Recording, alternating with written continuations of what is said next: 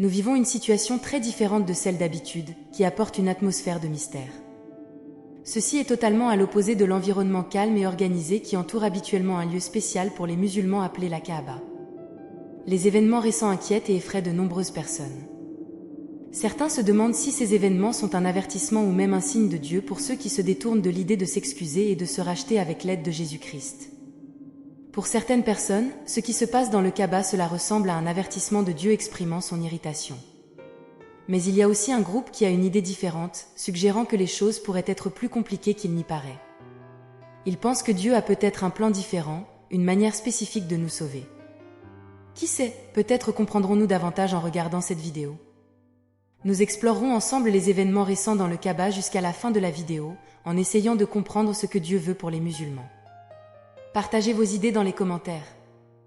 Dernièrement, des choses très étranges se sont produites dans le lieu le plus spécial pour les adeptes de l'islam.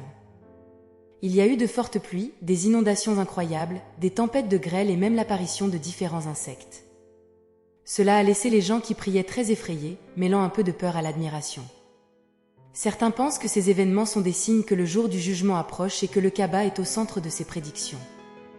Mais il est important de ne pas paniquer. Ces événements sont comme un rappel mondial, non seulement pour les musulmans, mais pour tout le monde. C'est comme si Dieu nous rappelait combien il nous aime et veut nous sauver. Face à cela, certains tentent d'aider ceux qui ont perdu le chemin vers Dieu. Il existe deux catégories de personnes dans le monde, ceux qui cherchent encore le chemin et ceux qui y sont déjà.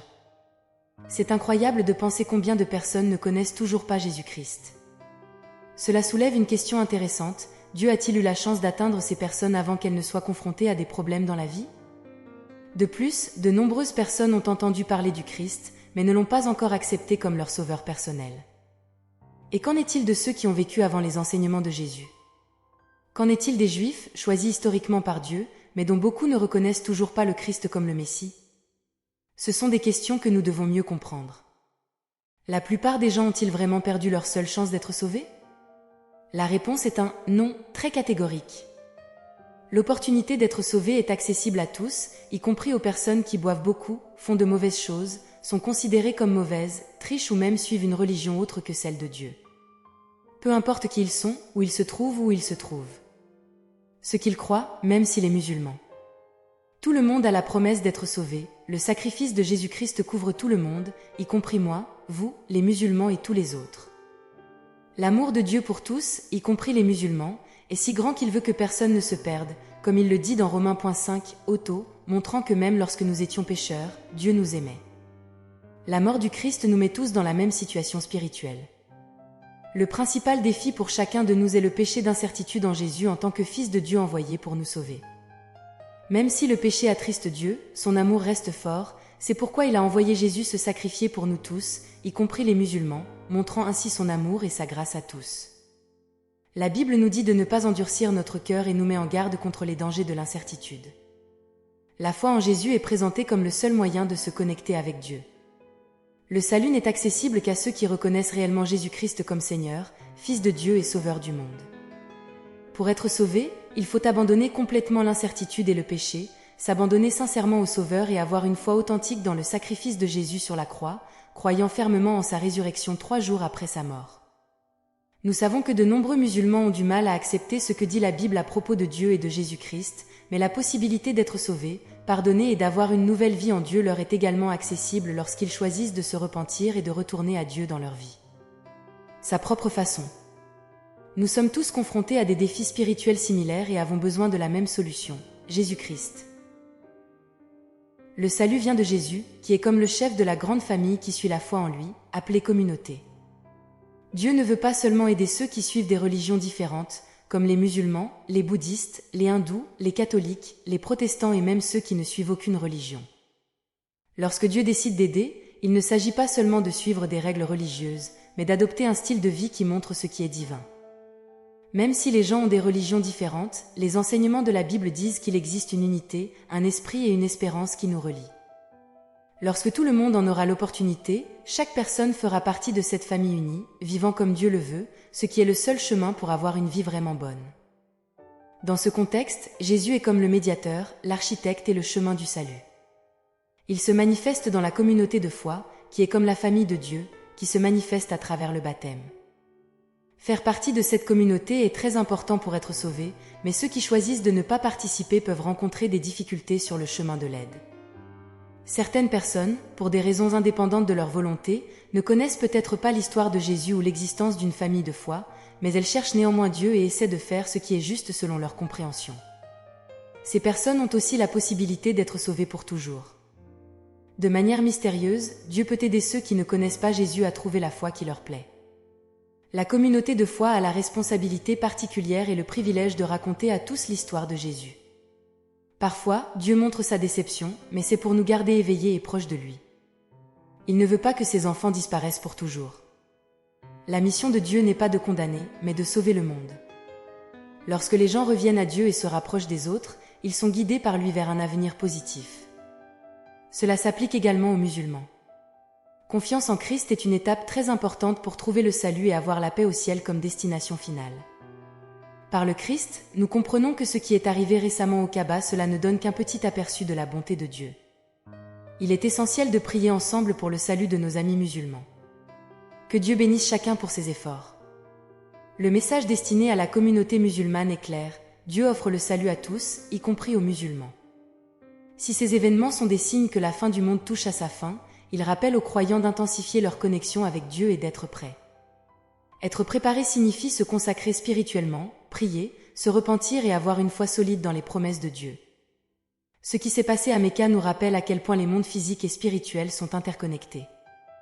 C'est une période difficile pour ceux qui croient, qui doivent réfléchir profondément sur leur foi et attendre que le plan de salut de Dieu se réalise. C'est l'occasion d'approfondir notre foi et de nous efforcer de vivre avec amour, compassion et préparation spirituelle des éléments cruciaux du plan de Dieu pour nous sauver. La Bible explique que même si chacun a la possibilité d'être sauvé, tout le monde ne choisit pas de suivre le chemin de Dieu. Jésus a enseigné que peu de gens choisissent le chemin de vie que Dieu propose, et l'apôtre Paul fait remarquer que Dieu choisit les faibles pour confondre les puissants. Même si seulement quelques-uns suivent le chemin de la vie, cela semble différent de ce qui est dit dans 2 Pierre 3, 9, où Dieu veut que personne ne se perde et que tous se repentent. L'histoire du peuple d'Israël nous donne un aperçu du plan de salut de Dieu. Ils ont été choisis par Dieu, dotés de ses lois et délivrés de l'esclavage dans un but particulier. Actuellement, les nations qui composent Israël montrent peu d'intérêt pour Jésus-Christ et ne l'ont pas reconnu comme le Sauveur promis. Comme mentionné dans Romains 11, 8, la Bible rapporte que Dieu a permis à certaines personnes d'être spirituellement aveugles, comme s'ils dormaient profondément, avec des yeux qui ne voient pas et des oreilles qui n'entendent pas. Cependant, il y a la promesse que, dans le futur, tout Israël sera sauvé, avec le retour de Jésus pour racheter les péchés du peuple de Jacob. Cette promesse s'étend également aux nations Israël, offrant de l'espoir à tous. L'opportunité de salut ne se limite pas à Israël, comme le déclare Joël 2, 28, où Dieu répandra son esprit sur tous les peuples, y compris les gentils et les juifs, offrant à chacun l'opportunité de la rédemption. Ésaïe 2, 2 prédit qu'à la fin des temps, toutes les nations, sans exception, se tourneront vers Dieu. À l'heure actuelle, Dieu enseigne à tout le monde, guidant ceux qui ont choisi de suivre Christ. Lorsque le Saint-Esprit est déversé sur toute l'humanité, Dieu désire créer les conditions de réussite les plus favorables, bien au-delà de ce qui est actuellement possible. Dans ce contexte, l'influence du mal sera éliminée et chacun comprendra profondément la nécessité de Dieu. Après des expériences dans des sociétés marquées par des dirigeants corrompus, les gens seront plus enclins à chercher Dieu. L'humanité sera prête non seulement à croire en Dieu, mais aussi à adopter un mode de vie complet en accord avec les enseignements divins. Ceux qui sont aujourd'hui capables de résister aux influences négatives, aux pressions sociales et à leurs propres limites joueront un rôle crucial dans ce processus préparatoire. Ils seront les précurseurs, les premiers à parcourir le chemin de la grande transformation spirituelle qui attend toute l'humanité. Le rôle de ce groupe sera crucial pour démontrer les avantages et l'importance d'un style de vie aligné sur les enseignements de Dieu, agissant comme modèle pour les générations futures. Si ce contenu vous intéresse, n'oubliez pas de vous abonner et de laisser votre like. Que Dieu te bénisse. Père Céleste, avec humilité et gratitude nous nous tournons vers toi, reconnaissant le don précieux de la vie et ta présence constante qui imprègne nos journées. Ô Seigneur, s'il te plaît, guide-nous sur le chemin de la justice et de la compassion. Accorde-nous la force d'aimer notre prochain avec l'amour avec lequel tu nous aimes, et inspire-nous à faire preuve de gentillesse et de compréhension dans chaque situation que nous rencontrons. Jésus, notre Sauveur, nous implorons ta direction aimante et ta miséricorde infinie. Éclaire nos esprits avec ta sagesse divine et soutiens-nous dans les défis quotidiens. Aide-nous à suivre tes enseignements et à répandre ton amour à travers le monde. L'Esprit Saint, source de lumière et de consolation, entre dans nos cœurs et te purifier, allumer en nous le désir de rechercher la vérité et de vivre dans la sainteté. Soyez notre guide dans les décisions et les choix auxquels nous sommes confrontés chaque jour. Dieu miséricordieux, élevons nos prières pour ceux qui souffrent dans le monde. Que ta main consolatrice les accompagne et que ta grâce tenir bon dans leurs épreuves.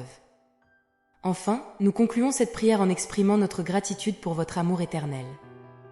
Que ta lumière continue de briller dans nos vies, afin que nous puissions être témoins de ta bonté partout où nous allons. Amen. Ô Dieu miséricordieux et aimant, nous nous approchons de toi avec un cœur humble et reconnaissant le don extraordinaire de la vie et ta présence constante à nos jours.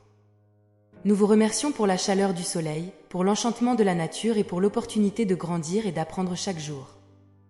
Nous te prions, Seigneur, de nous guider sur le chemin de la justice et de la compassion. Accorde-nous la force d'aimer notre prochain comme tu nous aimes et inspire-nous à faire preuve de gentillesse et de compréhension dans chaque situation. Laissez nos actions refléter votre lumière, rayonnant d'espoir et d'amour dans la vie des autres. Jésus, notre Sauveur, nous implorons ta direction aimante et ta miséricorde infinie. Éclaire nos esprits avec ta sagesse divine et soutiens-nous dans les défis quotidiens. Aide-nous à suivre tes enseignements et à répandre ton amour à travers le monde. Fais de nous des instruments de ta paix et des porteurs de ta vérité. Esprit Saint, source de lumière et de consolation, entre dans nos cœurs et purifie-les. Allumez en nous le désir de rechercher la vérité et de vivre dans la sainteté. Soyez notre guide dans les décisions et les choix auxquels nous sommes confrontés chaque jour. Que ton feu divin consume toute impureté, nous laissant renouvelés et prêts à témoigner de ta présence. Ô Dieu, regarde-nous avec des yeux de miséricorde, surtout ceux qui souffrent dans le monde. Que ta main consolatrice les accompagne et que ta grâce les soutienne dans leurs épreuves. Laissez votre compassion se répandre comme un baume régénérant, apportant paix et soulagement à ceux qui en ont le plus besoin. Nous concluons cette prière avec humilité et gratitude pour votre amour éternel. Que ta lumière continue de briller dans nos vies, afin que nous puissions être témoins de ta bonté partout où nous allons. Amen.